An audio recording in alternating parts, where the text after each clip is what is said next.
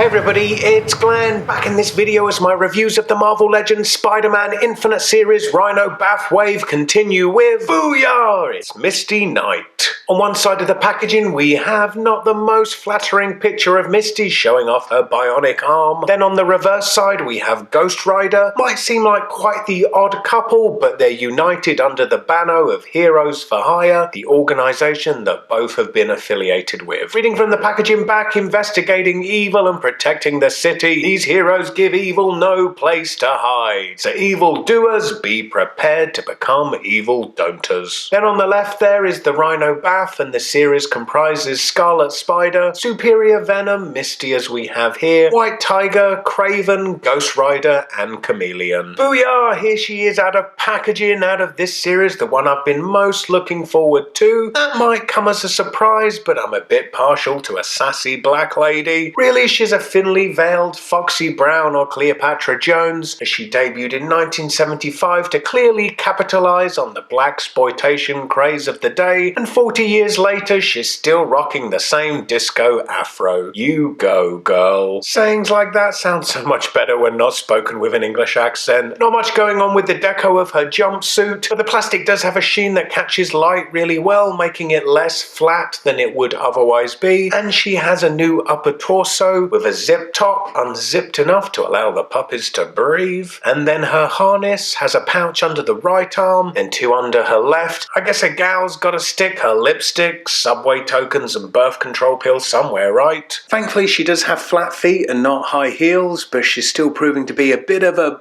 bitch to stand up. Her afro makes her a bit back heavy and her legs are kinda weak.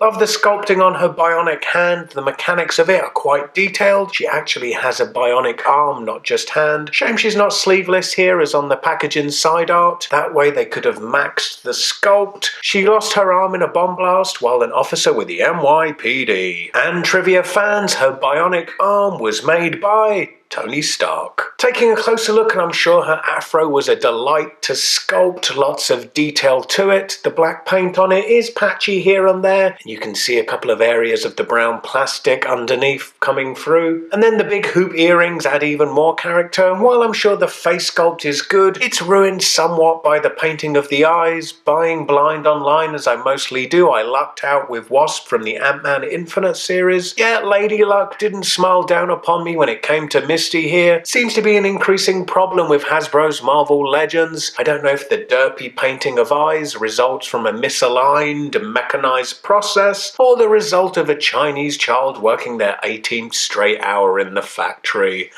Ooh, that went dark. But BOOYAH! Back to Misty Knight. In addition to her shoulder comeback harness, she also has a hip harness for her gun. Let's remove it. It's got a bent shaft.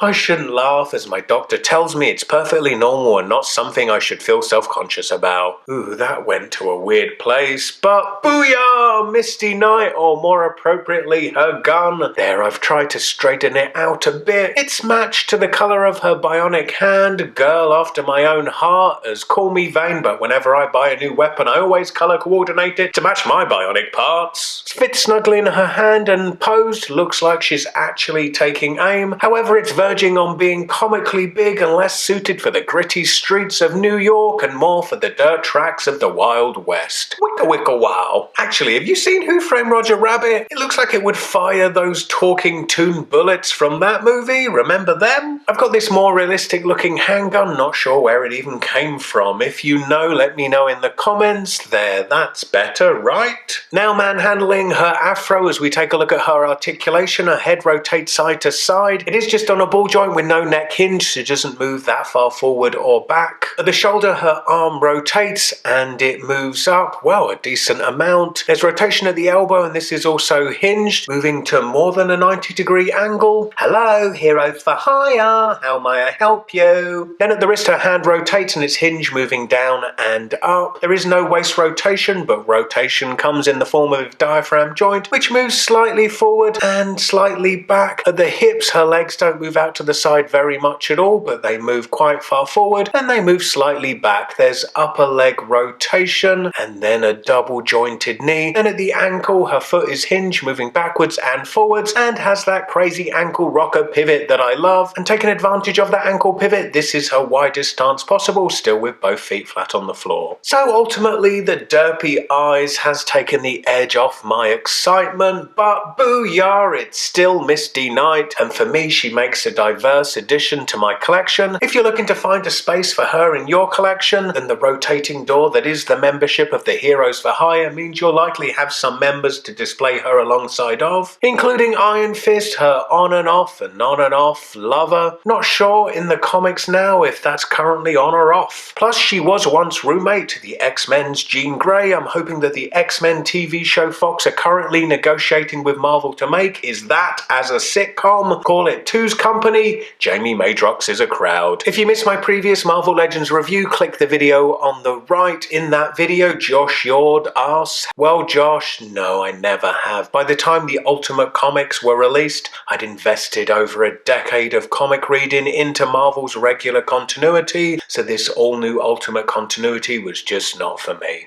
Mando Commando said, and Mando, that would be hilarious for you, no doubt. A big pain in the arse for me. My name is Leroy Jenkins said, well, I hate to be picky here, but walking involves moving your legs backwards and forwards. I'm not suggesting that figures be able to move their legs so far backwards they'll be able to kick themselves in the back of their own head, but I do at least expect a figure to be able to get into a naturalistic walking pose. Anyway, I hope to see you all in my next video.